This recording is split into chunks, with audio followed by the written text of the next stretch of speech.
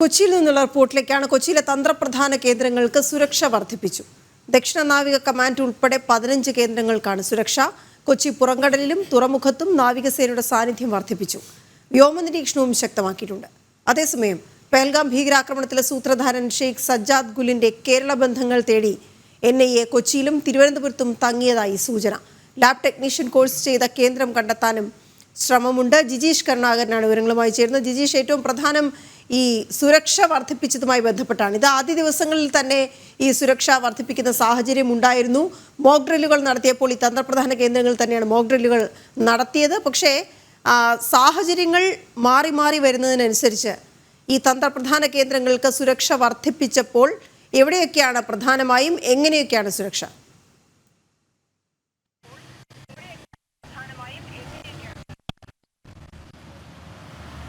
വീണ, പഹൽഗാം ആക്രമണത്തിന് പിന്നാലെ തന്നെ, ഭീകരാക്രമണത്തിന് പിന്നാലെ തന്നെ ഏറ്റവും അധികം സുരക്ഷ വർദ്ധിപ്പിക്കേണ്ട സ്ഥലങ്ങളിൽ, രാജ്യത്തെ പ്രധാനപ്പെട്ട കേന്ദ്രങ്ങളിൽ ഒന്നായി തന്നെ ദേശീയ സുരക്ഷാ വിഭാഗങ്ങൾ മുന്നോട്ട് വെച്ച പട്ടികയിൽ ഉണ്ടായിരുന്നതാണ് കൊച്ചി. അതിനുശേഷം നേരത്തെ തന്നെ സുരക്ഷ വർദ്ധിപ്പിച്ചിരുന്നു. ഒപ്പം തന്നെയാണ് കൂടുതൽ സേനാ വിഭാഗങ്ങളെ കൂടി ഈ ഭാഗങ്ങളിൽ സുരക്ഷാ ചുമതല നൽകി അവിടങ്ങളിൽ വിന്യസിച്ചിരിക്കുന്നത്. പ്രധാനമായും കൊച്ചി കപ്പൽ നിർമ്മാണശാല അടക്കം, ഒപ്പം തന്നെ നാവിക ആസ്ഥാനം അടക്കമുള്ള, ദക്ഷിണ നാവിക ആസ്ഥാനം അടക്കമുള്ള വിഭാഗങ്ങളുടെ വിന്യാസം നടത്തിയിട്ടുണ്ട്. ഏറ്റവും തന്ത്രപ്രധാന നിരവധി സ്ഥിതി ചെയ്യുന്ന ഒരു സ്ഥലമാണ്. അതീവ സുരക്ഷാ മേഖലകളിൽ ഒന്നായി കൊച്ചിയെ തന്നെ ഈ കൊച്ചിയിലുള്ള പ്രധാനപ്പെട്ട കേന്ദ്രങ്ങൾക്കെല്ലാം തന്നെ സുരക്ഷ നൽകുകയും ചെയ്തിരിക്കുന്നത്. റഡാറുകൾ അടക്കം ഉപയോഗിച്ചുകൊണ്ടുള്ള നിരന്തരമായ നിരീക്ഷണം ഇക്കാര്യത്തിൽ ആരംഭിക്കുകയും ചെയ്തിട്ടുണ്ട്. പ്രധാനമായും കൊച്ചി നാവിക താവളം, ഒപ്പം തന്നെ INS Garuda, INS Dronacharya, INHS Sanjeevi എന്നിവിടങ്ങളിലെല്ലാം തന്നെ സുരക്ഷ വർദ്ധിപ്പിച്ചു. തുറമുഖത്തോട് ചേർന്ന് നാവികസേനയും ഒപ്പം തന്നെ കോസ്റ്റൽ പോലീസും എല്ലാം നിതാന്ത ജാഗ്രതയോടുകൂടി തന്നെയാണ് മുന്നോട്ട് പോകുന്നത്. കാരണം എങ്ങനെയാണോ മുംബൈയെ ഭീകരവാദികൾ ലക്ഷ്യം വെച്ചത്, സമാനമായ ഭൂപ്രകൃതി പരിസ്ഥിതി എല്ലാം തന്നെയാണ് കൊച്ചിക്കും ഉള്ളത് എന്നതുകൊണ്ട് തന്നെ ഇത്തരത്തിൽ ഒരു ആക്രമണം അല്ലെങ്കിൽ അങ്ങനെ ഒരു സാഹചര്യം ഉണ്ടായിക്കഴിഞ്ഞാൽ അതിനെ എങ്ങനെ നേരിടണം എന്നതടക്കമുള്ള കാര്യങ്ങളിൽ യോഗങ്ങൾ നടക്കുന്നു. അതുമായി ബന്ധപ്പെട്ട കാര്യങ്ങൾ നടക്കുമ്പോൾ തന്നെയാണ് ഈ സുരക്ഷ, അതീവ സുരക്ഷ, കൊച്ചി കപ്പൽശാല, INS വിക്രാന്ത് അടക്കം പ്രധാനപ്പെട്ട നിർമ്മിതികൾ പലതും നടന്നിട്ടുള്ള രാജ്യത്തിന്റെ തന്ത്രപ്രധാനപ്പെട്ട കേന്ദ്രങ്ങളിൽ ഒന്നായി തന്നെ ഉള്ള ഈ സ്ഥലങ്ങൾ, അതുകൊണ്ട് അവിടങ്ങളിൽ സുരക്ഷ വർദ്ധിപ്പിച്ചിരിക്കുന്നു. ഒപ്പം തന്നെയാണ് ഭീകരവാദ ആളുകൾ കൊച്ചിയും തിരുവനന്തപുരവും ഉൾപ്പെട്ടിരിക്കുന്നു എന്ന വിവരത്തിന്റെ അടിസ്ഥാനത്തിൽ അതിലേക്ക് കൂടി വിവിധ അന്വേഷണ ഏജൻസികൾ അന്വേഷണം വ്യാപിപ്പിച്ചിരിക്കുന്നത്. ദേശീയ അന്വേഷണ ഏജൻസി അടക്കം അതുമായി ബന്ധപ്പെട്ട ഒരു അന്വേഷണത്തിലേക്ക് കടക്കുകയും എല്ലാം ചെയ്തിരിക്കുന്നത്. ഈ പഹൽഗാം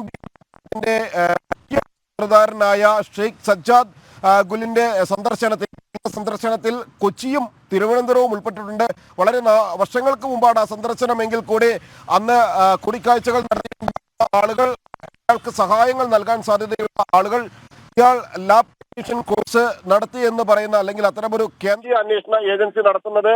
ഒപ്പം സംസ്ഥാന ഇന്റലിജൻസ് വിഭാഗങ്ങളെല്ലാം തന്നെ ഇക്കാര്യത്തിൽ ഒരു ജാഗ്രത പുലർത്തുമ്പോൾ തന്നെയാണ് ദേശീയ അന്വേഷണ ഏജൻസി ഇതുമായി ബന്ധപ്പെട്ട കൂടുതൽ വിപുലമായ ഒരു അന്വേഷണത്തിലേക്ക് കടക്കുകയും ചെയ്തിരിക്കുന്നത്. ജിജീഷ്, അക്കാര്യത്തിൽ ഒരു വ്യക്തത പറയാമോ? സജ്ജാദ് ഗുൽ, TRFന്റെ തലവൻ ഷെയ്ഖ് സജ്ജാദ് ഗുൽ, ഈ പഹൽഗാം ഭീകരാക്രമണത്തിന്റെ മുഖ്യ സൂത്രധാരൻ, ഇയാൾ കേരളത്തിൽ തങ്ങിയിരുന്ന കാലഘട്ടം ഏതാണ്?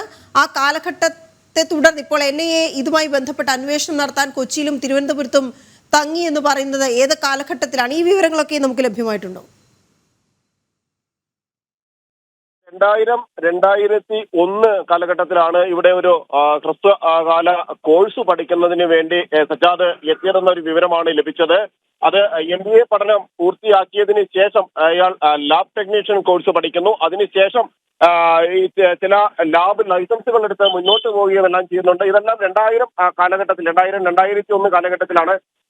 25 വയസ്സായിരുന്നു അന്ന് സജ്ജാദിന് പ്രായം ഉള്ളത്. ഈ ഒരു സമയത്താണ് കേരളത്തിൽ എത്തിയത്. അന്ന് പഠനത്തിന് മാത്രമായിട്ടാണ് എത്തിയതെന്നോ മറ്റ് ഏതെങ്കിലും തരത്തിലുള്ള ഭീകരവാദ പ്രവർത്തനങ്ങളുടെ ഭാഗമായിട്ടല്ല എത്തിയതോ എന്ന് സ്ഥിരീകരിക്കുന്ന വിവരങ്ങളല്ല അത് ഒന്നും തന്നെ ലഭിച്ചിട്ടില്ല.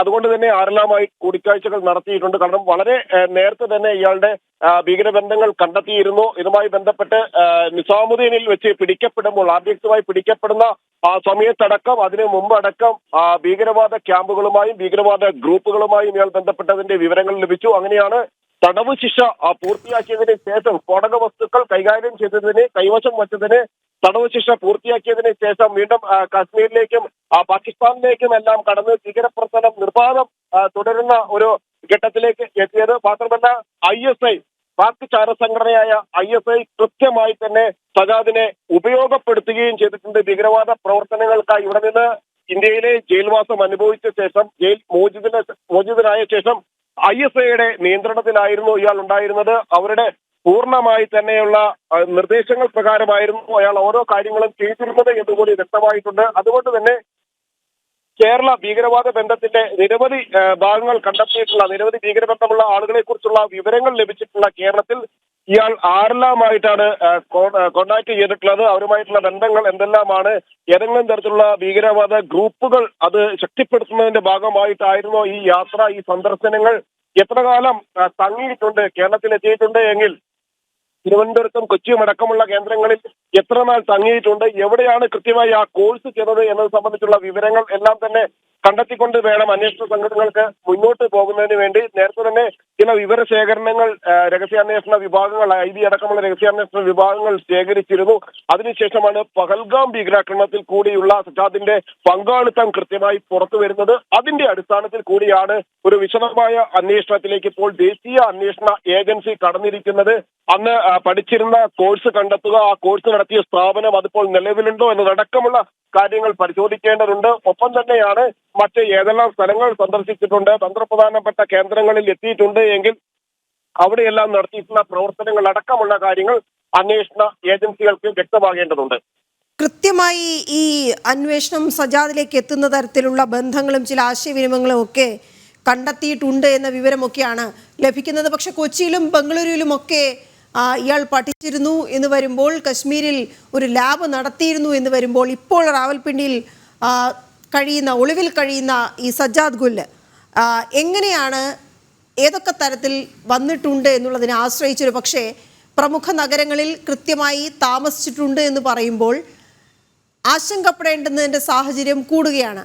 എത്രയും പെട്ടെന്ന് ഇത് കണ്ടെത്തിയാൽ മാത്രമല്ലേ കൂടുതൽ സുരക്ഷിത മേഖലകളിൽ സുരക്ഷാ ക്രമീകരണങ്ങൾ ഏർപ്പെടുത്താൻ കഴിയുകയുള്ളൂ. അപ്പോൾ അതുമായി ബന്ധപ്പെട്ട് കേരള പോലീസിന് ഇക്കാര്യത്തിൽ ഏതെങ്കിലും തരത്തിലുള്ളൊരു ബന്ധം വരുമോ? ഈ അന്വേഷണവുമായി ബന്ധപ്പെട്ട് ബന്ധം ഉണ്ടാകുമോ? അത് NIA നേരിട്ടായിരിക്കുമോ ഈ വിവരങ്ങൾ അന്വേഷിക്കുക?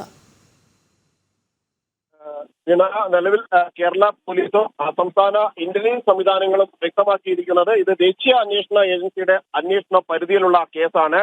രാജ്യാന്തര ബന്ധങ്ങളുള്ള ഈ കേസുമായി ബന്ധപ്പെട്ടും പഹൽഗാം ഭീകരാക്രമണത്തിന്റെ അന്വേഷണം ഏറ്റെടുത്തിട്ടുള്ള അന്വേഷണ ഏജൻസി എന്ന നിലയിലും ദേശീയ അന്വേഷണ ഏജൻസി NIA ഇക്കാര്യത്തിൽ അന്വേഷണം മുന്നോട്ട് കൊണ്ടുപോകുന്നുണ്ട്. അതുകൊണ്ട് തന്നെ അവരാണ് അന്വേഷണം മുന്നോട്ട് കൊണ്ടുപോവുക. അവർക്ക് സഹായകരമായ വിവരങ്ങൾ ഉണ്ടെങ്കിൽ കൈമാറുക എന്നത് മാത്രമാണ് തങ്ങളുടെ ചുമതല എന്ന കാര്യമാണ് സംസ്ഥാന ഇന്റലിജൻസ് വിഭാഗങ്ങൾ വ്യക്തമാക്കിയിരിക്കുന്നത്. എന്നാൽ കൃത്യമായി തന്നെ അറിയേണ്ടതുണ്ട് ഇയാൾ എവിടെയെല്ലാം സന്ദർശനം നടത്തിയിട്ടുണ്ട്. പ്രത്യേകിച്ച് സഹാവൂർ റാണ അടക്കം കേരളത്തിൽ വന്നുപോയതിന്റെ വിവരങ്ങൾ പുറത്തു വരുമ്പോൾ, സമാനമായി മറ്റ് ഭീകരവാദികളിൽ പലരും കേരളത്തിന്റെ പല ഭാഗങ്ങളിലും എത്തിയതിന്റെ വിവരങ്ങൾ പുറത്തു വരുമ്പോൾ സജാദ് കൂടി എന്തിനാണ് എത്തിയത്, ഇവർ തമ്മിലുള്ള ബന്ധങ്ങൾ എന്താണ്, മറ്റു ഭീകരവാദ കേന്ദ്രങ്ങളുമായി ബന്ധപ്പെട്ടിരുന്നോ, കേരളത്തിലെ നിരവധി ഗ്രൂപ്പുകളുണ്ട്, രഹസ്യ ഗ്രൂപ്പുകളുണ്ട്, സ്ലീപ്പിംഗ് സെല്ലുകൾ, ഭീകരവാദ ഗ്രൂപ്പുകളുടെ സ്ലീപ്പിംഗ് സെല്ലുകൾ പ്രവർത്തിച്ചിട്ടുണ്ട്. അത്തരത്തിലുള്ള സ്ലീപ്പിംഗ് സെല്ലുകളിൽ ഏതെങ്കിലുമായി അല്ലെങ്കിൽ അത്തരം സ്ലീപ്പിംഗ് സെല്ലുകൾക്ക് നേതൃത്വം കൊടുക്കുക ലക്ഷ്യമിട്ടായിരുന്നോ, അല്ലെങ്കിൽ മറ്റ് സംഘടനകളുടെ രൂപീകരണവുമായി ബന്ധപ്പെട്ടോ, ഭീകര സംഘടനകളുടെ രൂപീകരണവുമായി ബന്ധപ്പെട്ടാണോ ടെക്നീഷ്യൻ കോഴ്സ്, ലാബ് കോഴ്സുമായി എന്ന പേരിൽ ഇവിടെ തങ്ങിയത് എന്നത് തന്നെയാണ് വിശദമായി അന്വേഷിക്കുന്നത്. കാരണം ഈ കേരളത്തിൽ വന്നു പോയതിന് ശേഷമാണ് കൂടുതൽ ഭീകരവാദ പ്രവർത്തനങ്ങളുടെ ഭാഗമായി ഇയാൾ മാറുകയും ചെയ്തിട്ടുള്ളത്. അതിനുശേഷമാണ് സ്ഫോടനങ്ങൾ ആസൂത്രണം ചെയ്തിട്ടുള്ളത്. തിരക്കേറിയ സ്ഥലങ്ങളിൽ, റെയിൽവേ സ്റ്റേഷനുകളിൽ അടക്കം ഇയാൾ സ്ഫോടനങ്ങൾ ആസൂത്രണം ചെയ്യുകയും അതിനായി സ്ഫോടക വസ്തുക്കൾ കൈകാര്യം ചെയ്യുകയും കൈവശം വയ്ക്കുകയും എല്ലാം ചെയ്തത് ഈ സന്ദർശനങ്ങൾക്ക് ശേഷമാണ് എന്നതുകൊണ്ട് തന്നെ അതുമായി ബന്ധപ്പെട്ട് കൂടി വിശദമായ ഒരു അന്വേഷണം ദേശീയ അന്വേഷണ ഏജൻസി പ്രധാനമായും നടത്തുന്നുണ്ട്.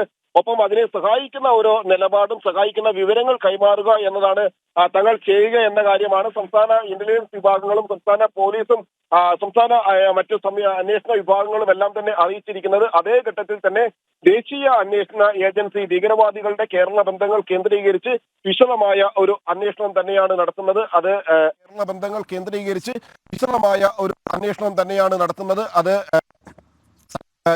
പ്രധാനമായും മറ്റ് അന്വേഷണ വിഭാഗങ്ങളുടെ കൂടി സഹായത്തോടെ ഈ അന്വേഷണം മുന്നോട്ട് പോവുക. ഓക്കെ, ശരി ജിജീഷ്.